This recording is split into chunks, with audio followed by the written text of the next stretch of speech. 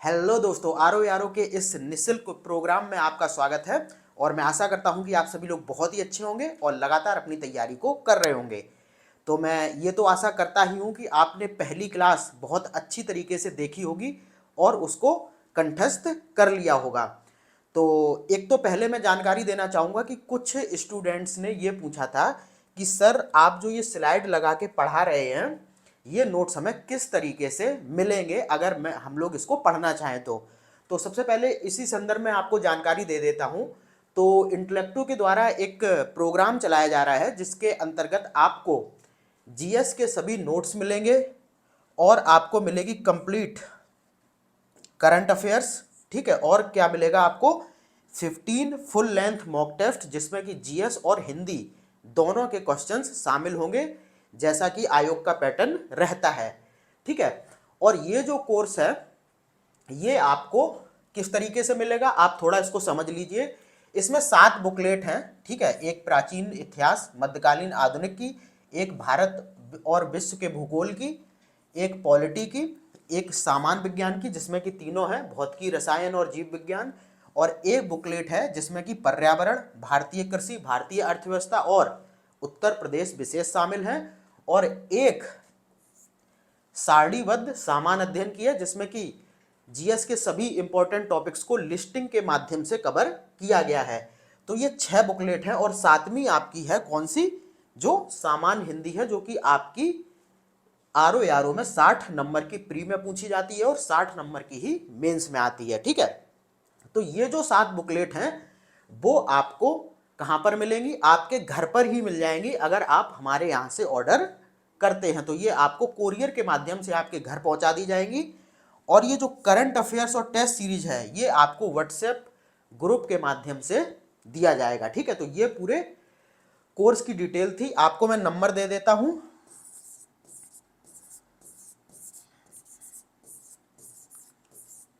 ये नंबर है। ठीक है, 8630246905। आप इस पर कॉल या व्हाट्सएप करके इस कोर्स के बारे में पूरी जानकारी ले सकते हैं और आप अपना ऑर्डर यहां से बुक कर सकते हैं। ठीक है, तो ये तो बात हो गई कोर्स की।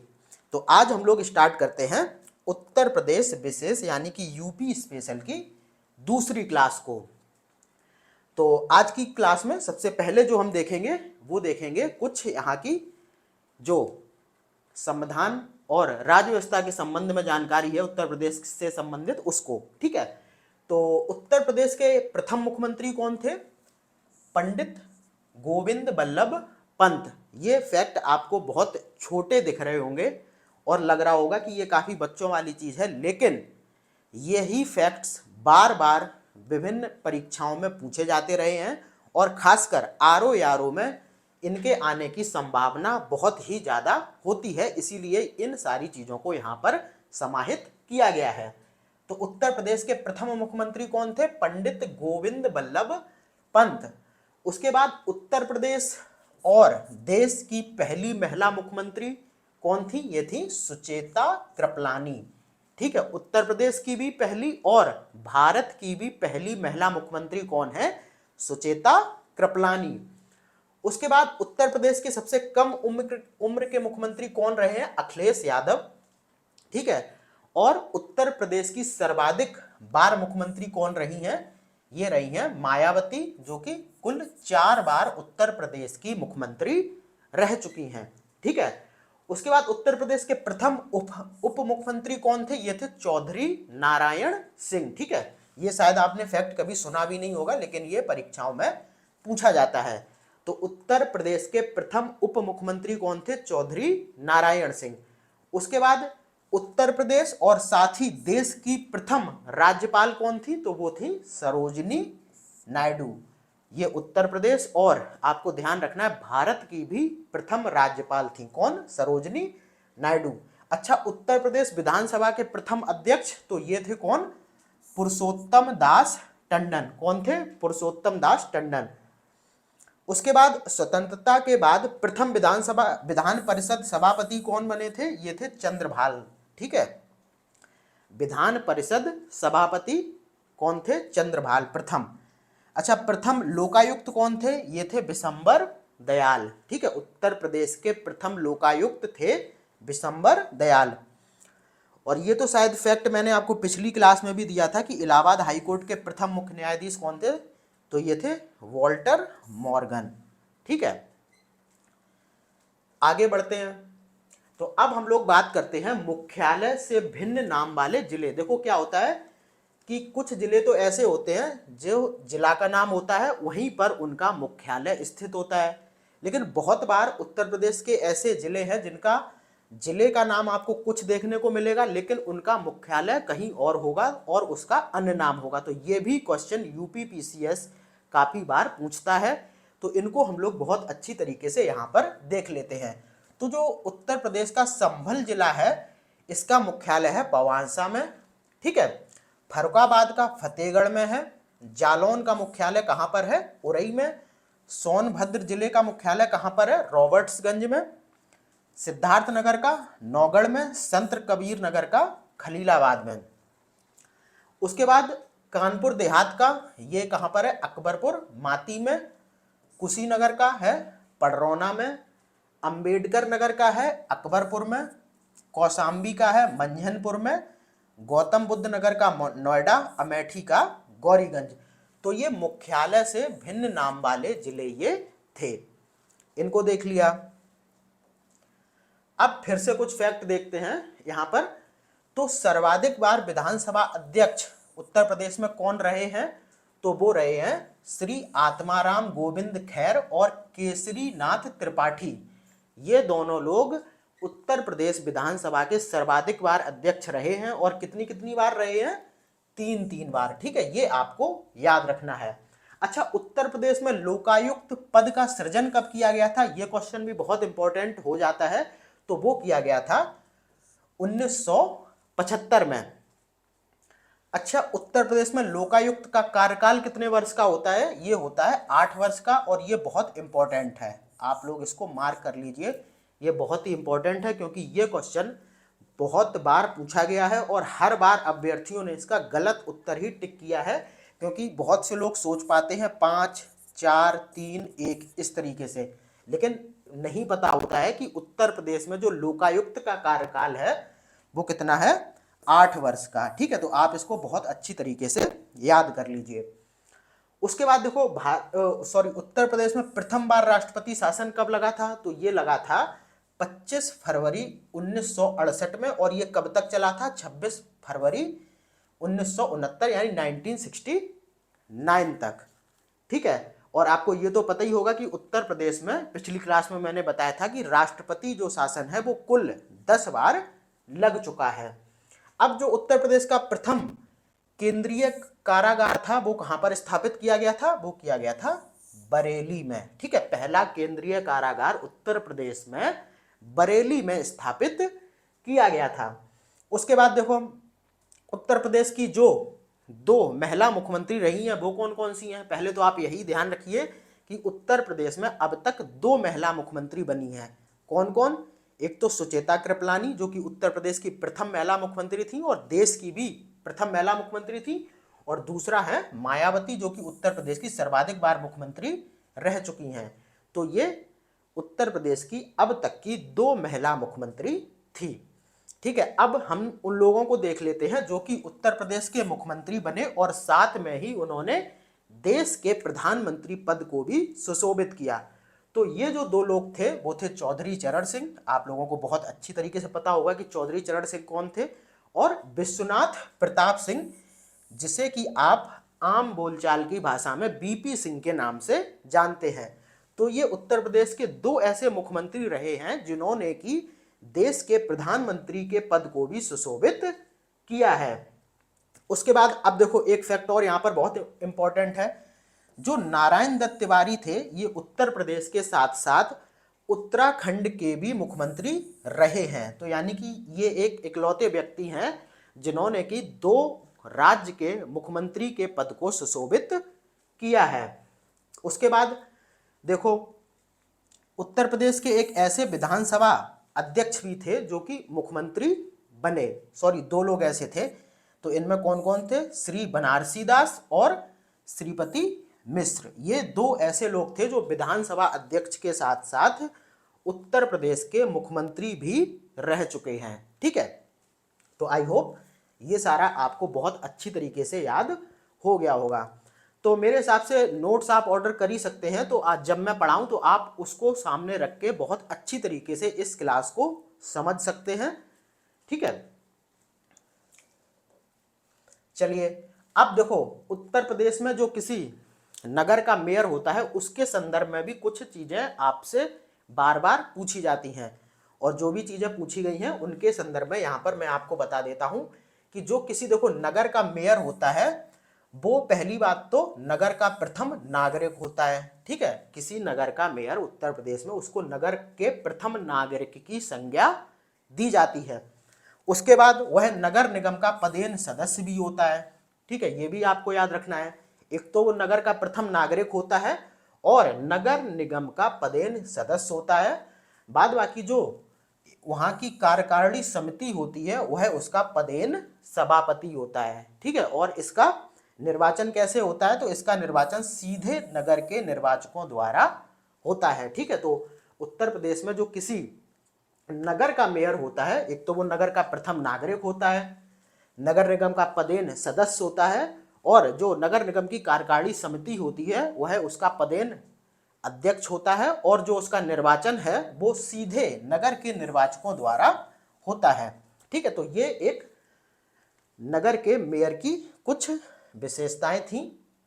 अब हम लोग बात करते हैं कुछ और चीजों के बारे में, जैसे कि उत्तर प्रदेश में पंचायत की प्रथम बार स्थापना कब हुई थी, तो वो हुई थी 15 अगस्त 1949 को। इसको आप मार्क कर लीजिए, बहुत ही इंपॉर्टेंट है। क्या है, उत्तर प्रदेश में पंचायत की प्रथम बार जो स्थापना हुई थी वो हुई थी 15 अगस्त 1949 को। उसके बाद इसका प्राकृतिक विभाजन समझ लेते हैं थोड़ा। तो उत्तर प्रदेश का जो प्राकृतिक विभाजन है उसमें गंगा का मैदान, भाबर, तराई और दक्षिण का पर्वतीय पठार।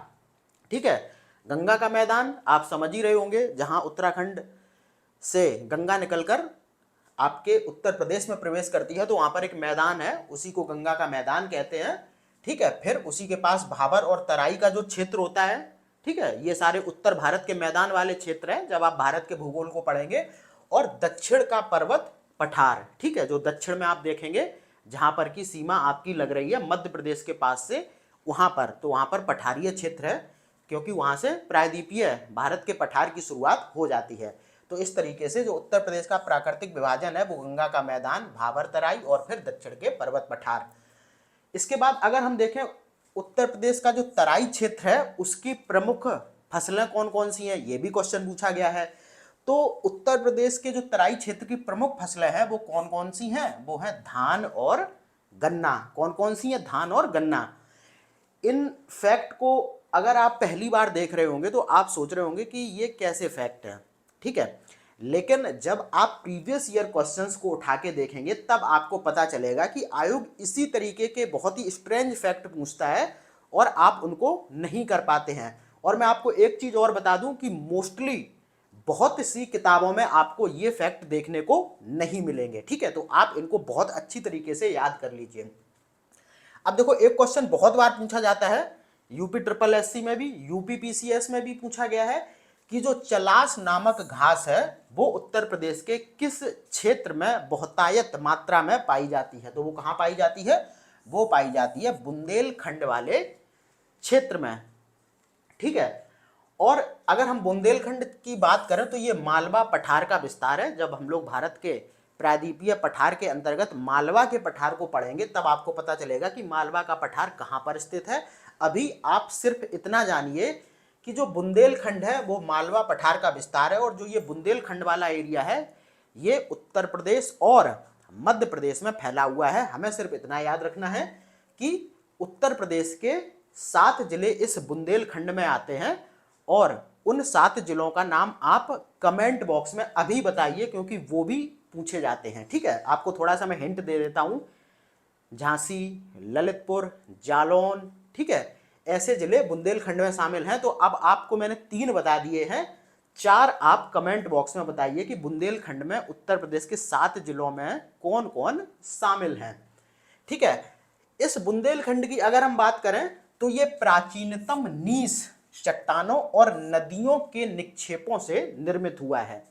ठीक है, जो नीस चट्टानें होती हैं उससे यह बुंदेलखंड का जो पठार है वो बना हुआ है, और दूसरा नदियों के निक्षेपों द्वारा, जो नदियां अपने साथ अवसाद लाती हैं और उनको एक साथ एकत्रित कहीं पर कर देती हैं, उसके बाद जिस भूखंड का निर्माण होता है, ठीक है, उसी को निक्षेप कहा जाता है। मतलब एक जगह किसी को इकट्ठा कर देना, तो उसी निक्षेप से इस बुंदेलखंड का निर्माण हुआ है।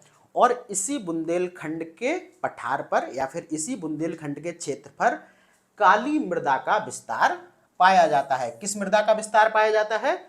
काली मृदा का।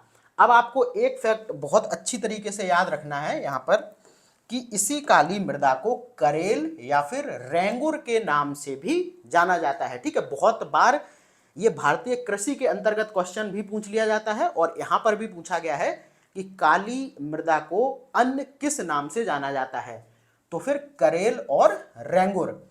तो इस काली मृदा का विस्तार ही बुंदेलखंड के पठार पर पाया जाता है। ठीक है, और काली मृदा को स्वतः जुताई वाली मिट्टी के नाम से भी जाना जाता है। ठीक है, ये मैं आपको और बता दूं, स्वतः जुताई वाली मृदा के नाम से भी काली मिट्टी को जाना जाता है। उसके बाद देखो यहाँ पर उत्तर प्रदेश जो उत्तर प्रदेश के मैदानी क्षेत्र हैं वहां पर की मुख्य फसलें कौन कौन सी हैं, ये भी क्वेश्चन पूछा गया है। तो उत्तर प्रदेश का जो मैदानी क्षेत्र है वहां पर आप देखेंगे तो गेहूं, धान और आलू बहुतायत मात्रा में बोया या फिर उगाया जाता है। अब देखो जो पूर्वी उत्तर प्रदेश है वहां का फसल चक्र एक बार हम लोग देख लेते हैं, जो वहां पर सर्वाधिक उपयुक्त है या फिर लोगों के द्वारा सर्वाधिक बोया जाने वाला जो फसल चक्र है उसमें धान है, मक्का है और फिर गेहूं है। तो पूर्वी उत्तर प्रदेश के लिए सर्वाधिक उपयुक्त फसल चक्र। ठीक है, सर्वाधिक उपयुक्त का मतलब ये भी हो जाएगा कि वहां की जलवायु इस फसल चक्र के अनुकूल है। ठीक है, तो कौन कौन सी फसलें उसमें शामिल हैं इस फसल चक्र में? धान, उसके बाद मक्का और फिर गेहूं। अब देखिए बहुत ही इंपॉर्टेंट एक चीज यहां पर आ रही है, इसको बहुत बार पूछा गया है कि उत्तर प्रदेश में कुल कृषि पारिस्थितिकी क्षेत्र कितने हैं? तो हैं 20। और उत्तर प्रदेश में कुल कृषि जलवायु क्षेत्र कितने हैं? तो हैं 9। इनमें कंफ्यूज नहीं होना है, कृषि पारिस्थितिकी क्षेत्र हैं 20 और जलवायु की बात आए तो कितने हैं? 9। ठीक है, अब देखो यहां पर उत्तर प्रदेश में कुल कार्यशील जनसंख्या में जो कृषि क्षेत्र से संबंधित है वो कितनी है? 60%। तो यानी कि उत्तर प्रदेश में जितने भी कार्यशील जनसंख्या है, जितने भी कार्यशील लोग हैं, उनमें से 60% कृषि और उससे संबंधित क्षेत्र से जुड़े हुए हैं। ठीक है, अब उत्तर प्रदेश में औसत जोत आकार यानी कि औसत खेत का जो आकार है एक व्यक्ति के पास में वो है 0.76 हेक्टेयर। कितना है? 0.76 हेक्टेयर। और जो उत्तर प्रदेश की शस्य गहनता है वो कितनी है? 157%। कितनी है? 157%। ये शस्य गहनता को लेके आप कंफ्यूज हो रहे होंगे, लेकिन जब मैं भारतीय कृषि आपको पढ़ाऊंगा तब बताऊंगा कि ये शस्य गहनता क्या होती है। अभी आप इतने ही याद रखिए कि उत्तर प्रदेश की शस्य गहनता 157% है, और जो उत्तर प्रदेश में औसत जोत आकार है वो 0.76 हेक्टेयर है। चलिए आगे बढ़ते हैं। अब देखो उत्तर प्रदेश में सर्वाधिक क्षेत्र पर बोई जाने वाली फसल कौन सी है? तो वो है गेहूं। कौन सी है? गेहूं। अब आगे बढ़ते हैं। तो उत्तर प्रदेश में लाल मिट्टी कहां पर पाई जाती है? तो उत्तर प्रदेश में लाल मिट्टी पाई जाती है मुख्यतः 2 जिलों में, जो कि है मिर्जापुर और झांसी। उत्तर प्रदेश में जो लाल मिट्टी बहुतायत में जहां पर पाई जाती है वो है मिर्जापुर और झांसी। और आपको याद रखना है कि मार मृदा जो होती है, जो मार मिट्टी के नाम से जानी जाती है, वो लाल मिट्टी का ही एक प्रकार होता है। ठीक है, तो आपको कंफ्यूज नहीं होना है।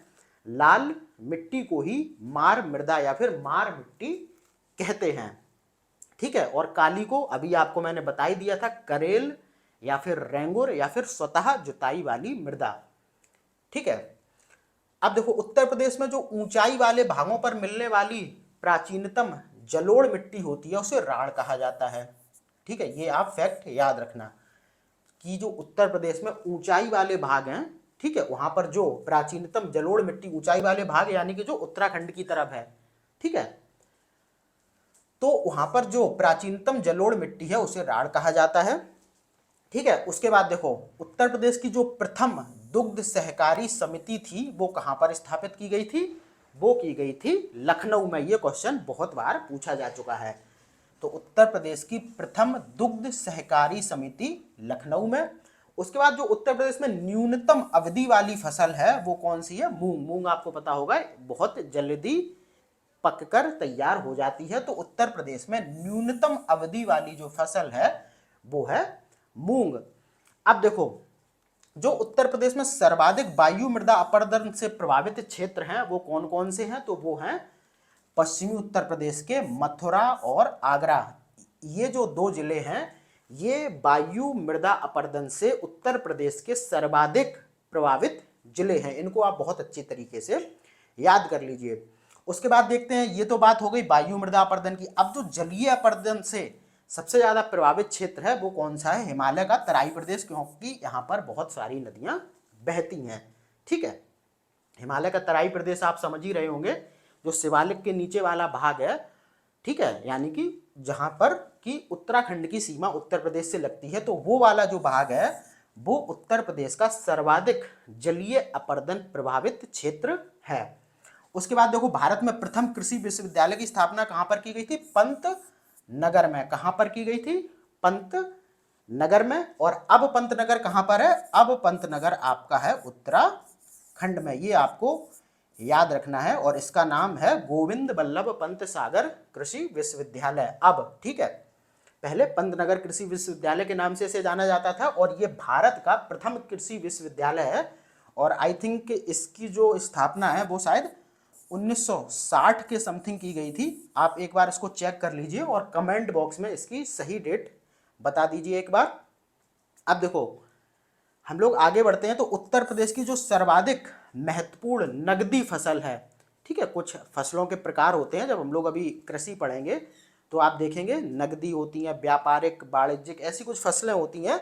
तो जो उत्तर प्रदेश की सर्वाधिक महत्वपूर्ण नगदी फसल है वो है गन्ना। नगदी फसल का मतलब मैं आपको बता दूं, जो जिसके बेचने पर तुरंत धन प्राप्त हो जाता हो, ऐसी फसल को हम नगदी फसल कहते हैं। तो वो कौन सी है, वो है गन्ना। अब देखो आगे हम बढ़े तो फसल उत्पादन में जो जिले जिस फसल के उत्पादन में शीर्ष पर हैं उनको थोड़ा सा हम लोग देख लेते हैं, क्योंकि इससे भी बहुत सारे क्वेश्चंस आपको लगातार देखने को मिलते हैं। तो कपास उत्पादन में हम देखें तो इसमें गंगा यमुना का जो दोआब है और जो रुहेलखंड वाला क्षेत्र है वहां पर कपास का उत्पादन बहुत ज्यादा, यानी कि उत्तर प्रदेश में सबसे ज्यादा किया जाता है। पटसन उत्पादन की हम बात करें, ये भी एक प्रकार का रेशा होता है, ठीक है, तो ये कहां पर, देवरिया और गोरखपुर में सर्वाधिक होता है। उसके बाद हम लोग मूंगफली उत्पादन की बात करें तो मूंगफली सर्वाधिक सीतापुर, हरदोई, एटा और मुरादाबाद में उत्पादित की जाती है।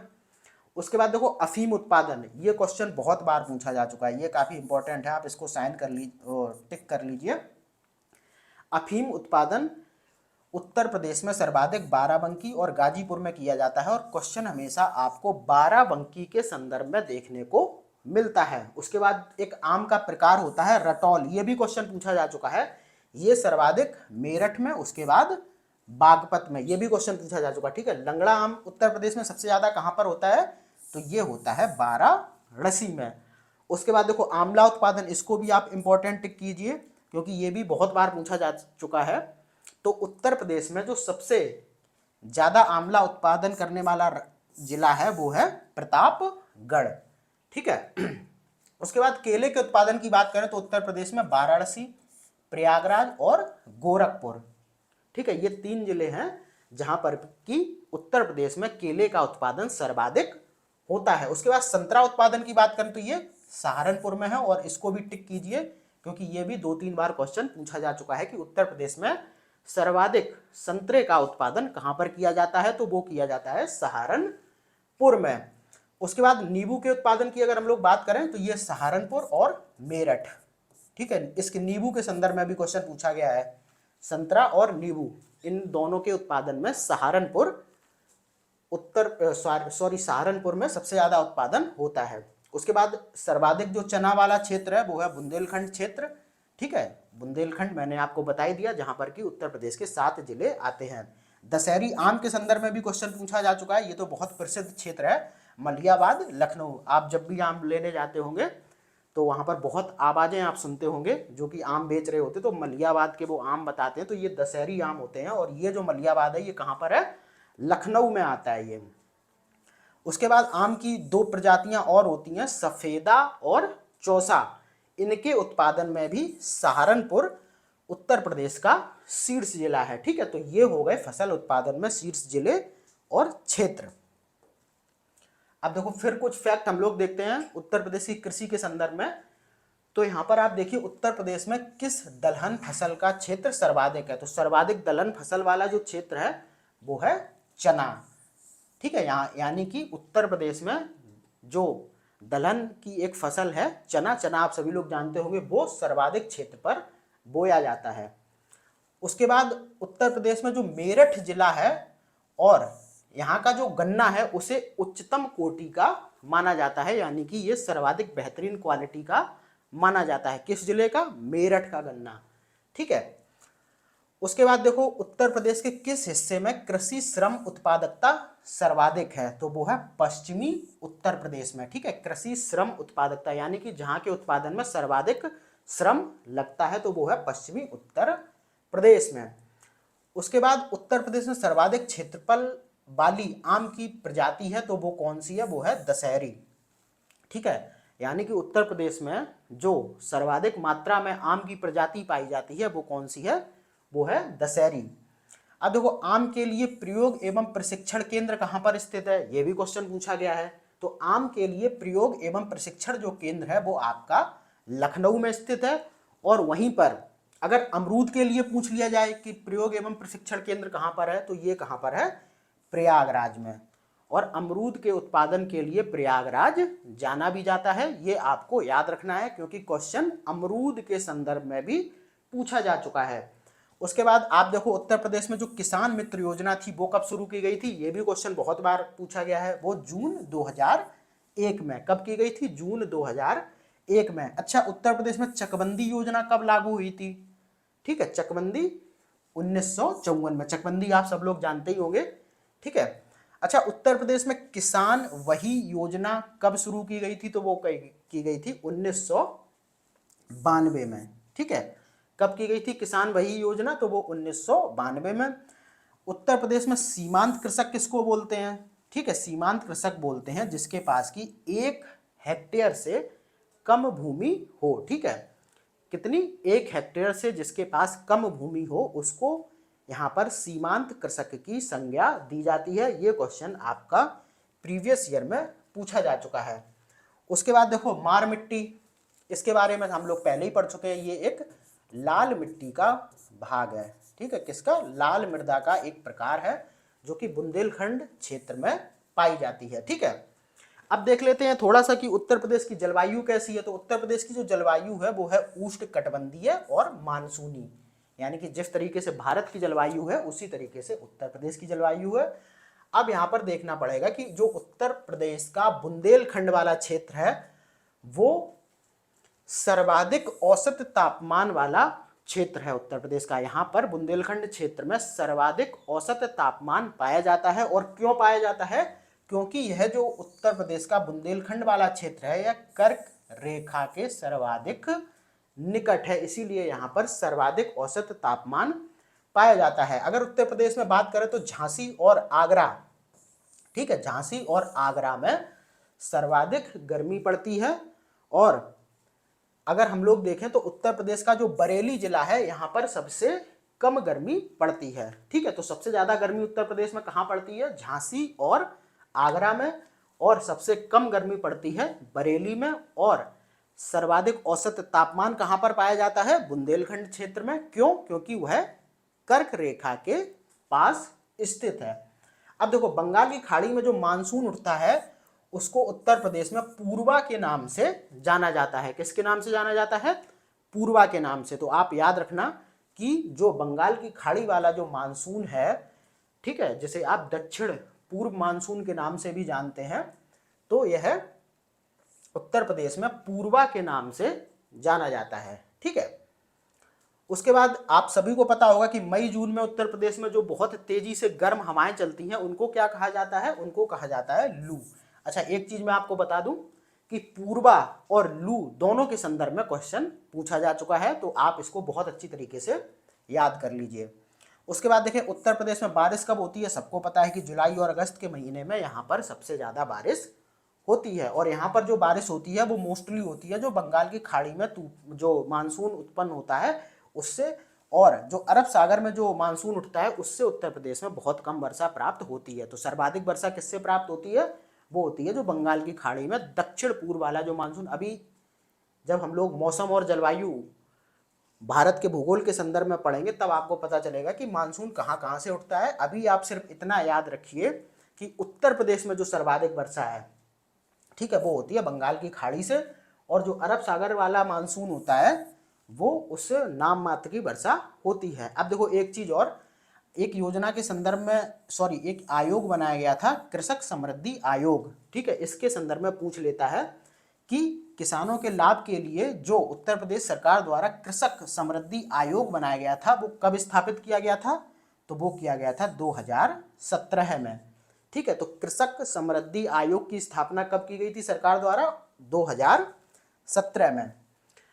अब देखो, देख लेते हैं कि बहुत सी चीजों के मामले में कृषि क्षेत्र से संबंधित मामलों में उत्तर प्रदेश प्रथम स्थान पर है। तो अब यहाँ पर हम लोग देख लेते हैं, तो कुल सिंचित क्षेत्र के मामले में उत्तर प्रदेश प्रथम स्थान पर है। सिंचित मतलब सिंचाई वाले क्षेत्र, जहां पर कि सर्वाधिक क्षेत्रफल पर सिंचाई की सुविधाएं मौजूद हैं। अच्छा, नहर से सिंचित क्षेत्रफल के मामले में भी उत्तर प्रदेश प्रथम स्थान पर है।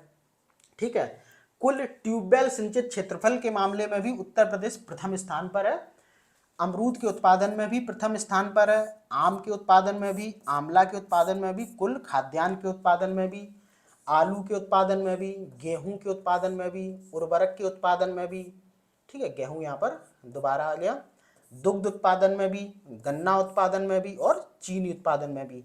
बाद बाकी मैं आपको यहाँ पर एक चीज बता देता हूँ, हो सकता है कि बार बार आंकड़े ये चेंज होते रहते हैं, तो आप इसको तो देख ही लीजिए। अगर इसमें कोई परिवर्तन होता है तो एग्जाम से पहले आपको जो भी कृषिगत आंकड़े होते हैं और जो भी खनिज से संबंधित उत्पादन के आंकड़े होते हैं वो आपको लेटेस्ट प्रोवाइड करा दिए जाएंगे। अभी आप इतना समझ लीजिए कि इन चीज़ों के उत्पादन में उत्तर प्रदेश पहले स्थान पर है। बाद बाकी कोई चेंज होगा तो उसको हम लोग देख लेंगे। तो ये हो गई आपकी उत्तर प्रदेश विशेष की दूसरी क्लास। चलिए ठीक है, फिर मिलते हैं अगली क्लास में। तब तक के लिए धन्यवाद।